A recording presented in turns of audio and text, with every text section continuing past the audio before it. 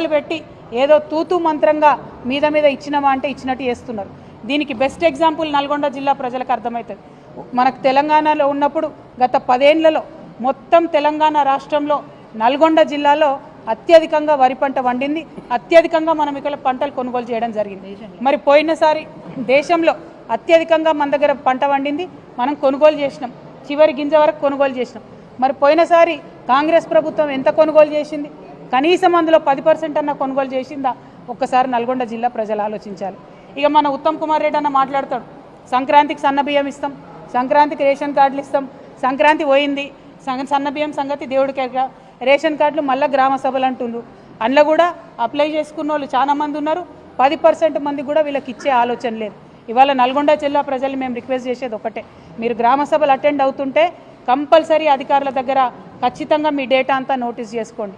గ్రామ సభలు అయిపోయిన తర్వాత 26వ తారీఖు నాడు వాళ్ళు చెప్పినట్టు మనకు రైతు భరోసా, ఇందిరమ్మ ఆత్మీయ కూలీ పథకం కింద రావాల్సినటువంటి డబ్బులు, రేషన్ కార్డులు, ఇందిరమ్మ ఇల్లు ఇవన్నీ సరిగ్గా వచ్చినాయా? సరే రాకపోతే ఎక్కడికక్కడ గ్రామాలలో కాంగ్రెస్ పార్టీ నాయకుల్ని, కార్యకర్తల్ని నిలదీయవలసిందిగా నల్గొండ జిల్లా ప్రజలకు మేము పిలుపునిస్తూ ఉన్నాం.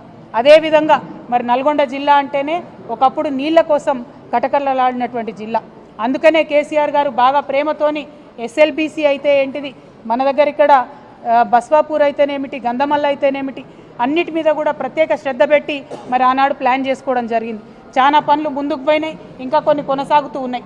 వీటన్నిటిని కూడా ఎటువంటి పక్షపాతం లేకుండా నీటి ప్రాజెక్టులన్నీ కూడా త్వరితగతిన పూర్తి చేయాలని చెప్పి ఉత్తమ్ కుమార్ రెడ్డి గారిని మేము డిమాండ్ చేస్తూ ఉన్నాం. అదేవిధంగా రాష్ట్ర ముఖ్యమంత్రి గారిని మేము సూటిగా నల్గొండ గడ్డ నుండి ప్రశ్నిస్తూ ఉన్నాం. నల్గొండలో నాగార్జున సాగర్ ఉంటే మరి నాగార్జున సాగర్ 10 ఏళ్ళు కేసీఆర్ గారి దగ్గర ఉన్నప్పుడు left canal, right canal, head regulator అన్నీ కూడా తెలంగాణ ప్రభుత్వమే మేనేజ్ చేసింది. అందుకోసమే ఎటువంటి ఇబ్బంది లేకుండా నాగార్జున సాగర్లో ఎడమ కాలువ నుండి నల్గొండ రైతాంగానికి అంతటికి కూడా మంచిగా 10 ఏళ్ళు నీళ్ళు వచ్చినాయి. ఇవాళ మీరు గత సంవత్సరం నుంచి మీ చేతిలో ప్రాజెక్టు లేదు, కేంద్ర బలగాల కంట్రోల్లోకి వెళ్ళిపోయింది ప్రాజెక్టు. ఇవాళ మన తెలంగాణ ఇంజనీర్లు మరి కుడి కాలువ నుండి ఎన్ని నీళ్లు పోతున్నాయి కొలుద్దామని ఆ పక్కకు పోవాలంటే పోయే పరిస్థితి లేదు. రానిస్తలేరు ఆంధ్రోళ్ళు, మన అధికారులనే పోతే కొట్టి కేసులు పెట్టేటటువంటి పరిస్థితి ఉన్నది. మరి ఇక్కడ ఇరిగేషన్ శాఖ మంత్రి ఇదే జిల్లా బిడ్డగా ఉండి నాగార్జున సాగర్లో అన్యాయం జరుగుతుంటే ఎట్లా చూస్తూ కూర్చుంటారని చెప్పి మేము ముఖ్యమంత్రి గారిని అడుగుతా ఉన్నాం, ఇరిగేషన్ శాఖ మంత్రి గారిని కూడా అడుగుతా ఉన్నాం. ఇంకా ఎంత దారుణంగా ఉంటుందంటే కాంగ్రెస్ పార్టీ యొక్క వైఖరి, ఈ యాసంగిలో మన నల్గొండ జిల్లాలో ఏదైతే కాళేశ్వరం నుంచి, SRSP నుంచి, కాకతీయ కెనాల్ నుండి రావాల్సినటువంటి నీటిని ఇవ్వకుండా ఎందుకోసం ఇవ్వలే నీళ్లు? కేసీఆర్ కాళేశ్వరం కట్టిండ్రు, అది పని చేస్తలేదని చెప్పాలనేటటువంటి ఒక కక్షతో తప్ప ఇంకొకటి ఏమి లేదు. కేవలం కేసీఆర్ ఆనవాళ్ళు లేకుండా చేయాలి. కేసీఆర్ అంటే కాళేశ్వరం గుర్తు రావద్దు, కేసీఆర్ అంటే యాదాద్రి గుర్తు రావద్దు, కేసీఆర్ అంటే థర్మల్ పవర్ ప్లాంట్ మనం ఇక్కడ పెట్టినటువంటిది గుర్తుకు రావద్దు. ఇదే ఆలోచనతో మీరు నీళ్ళు ఆపిండ్రు. ఇక్కడ కాళేశ్వరం కింద 3,30,000 ఎకరాల నిండబెట్టిండ్రు. నాగార్జున సాగర్ కింద 1,20,000 పైచిలకు ఎకరాలు నిండబెట్టిండ్రు. నిజంగా సిగ్గుండాలి. రైతుల మీద పగ తీర్చుకుంటున్నారు మీరు. కేసీఆర్ గారిని ఏమి చేయలేక, బీఆర్ఎస్ పార్టీని రాజకీయంగా ఎదుర్కోలేక నల్గొండ రైతాంగం మీద కోపం చూపిస్తున్నటువంటి కాంగ్రెస్ పార్టీ వైఖరిని ఖండిస్తూ ఉన్నాం. ఈసారి అట్లా చేయొద్దు. కాళేశ్వరం నుంచి వాటర్ లిఫ్ట్ చేయాలి. SRSP నుండి, కాకతీయ కెనాల్ నుండి టేల్ ఎండ్ వరకు వచ్చేటటువంటి వాటర్ ఖచ్చితంగా ఇవ్వాలని చెప్పి మేము డిమాండ్ చేస్తూ ఉన్నాం. తక్షణమే నాగార్జున సాగర్ ప్రాజెక్ట్ని మన కంట్రోల్లోకి తీసుకోవాలి.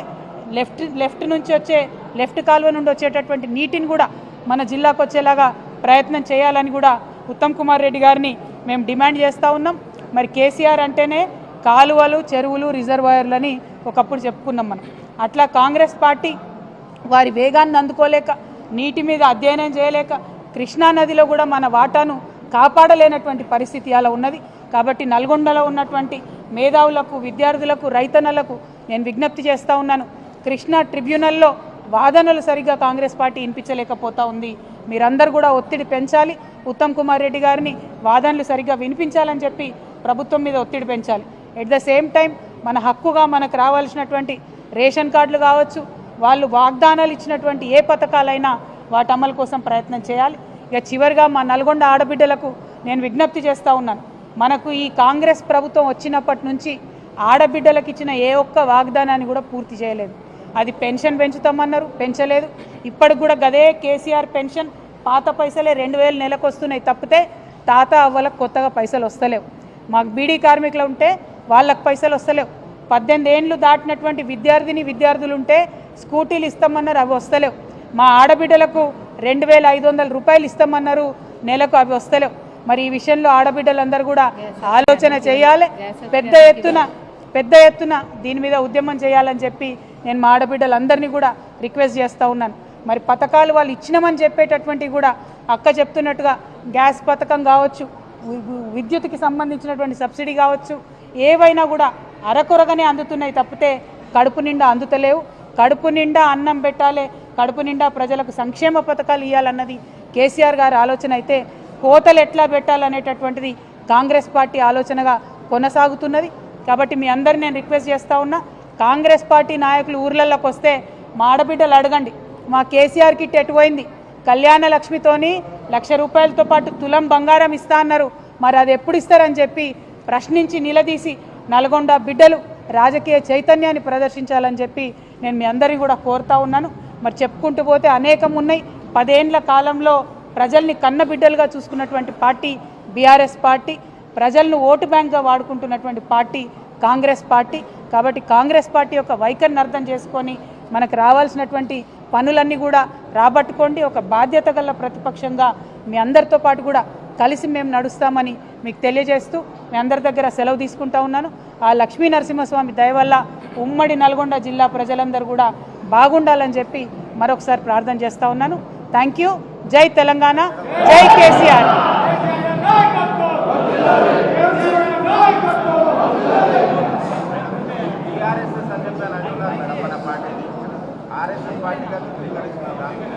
देखिए, आज दुनिया भर में मशहूर है, कांग्रेस और बीजेपी दोनों भी एक है. एक पार्टी फेक है तो दूसरा पार्टी डीप फेक है. सब जानते हैं तेलंगाना में कांग्रेस बीजेपी एक है. हम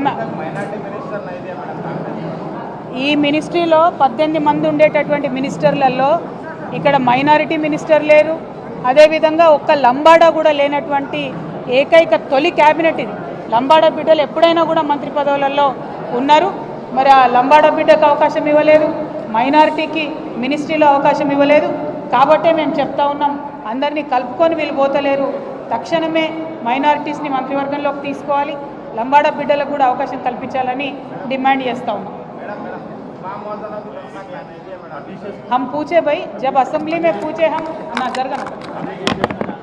जब असेंबली में पूछे हम इमाम मौजनों के तनख्वाह के बारे में इमीडिएटली रिलीज़ करे जो 4 महीने का पेंडिंग था, लेकिन जो बढ़ा के इमाम और मौजनों को तनख्वाह देने का